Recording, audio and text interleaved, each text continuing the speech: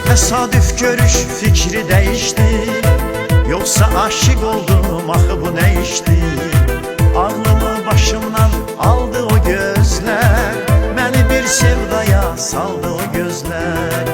Seni düşünmüşəm özüm bilmeden, tek seni axtarıb gözüm bilmeden.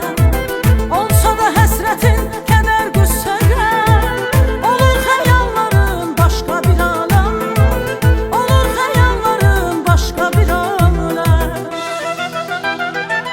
Ne güzeldir seni sevmek, eşkin ile nefes almak, varlığını belə bilmek, yaşamaktan heves almak. Ne güzeldir seni sevmek, eşkin ile nefes almak, varlığını belə bilmek, yaşamaktan heves almak.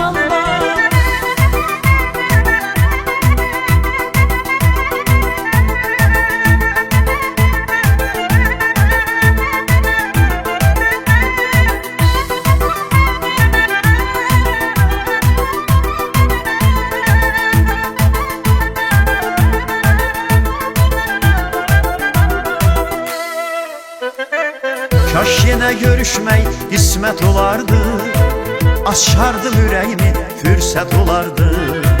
Deyərdim derdimin dermanı sensen, bu könül mülkünün sultanı sensen. Sen ürək etmedin, sen danışmadın, seni dinleyerdim, ben danışmadım.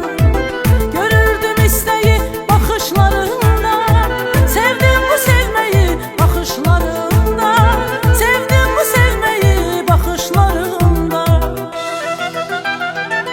Ne güzeldir seni sevmek, eşkin ile nefes almak, varlığını belə bilmek, yaşamaktan heves almak. Ne güzeldir seni sevmek, eşkin ile nefes almak, varlığını belə bilmek, yaşamaktan heves almak.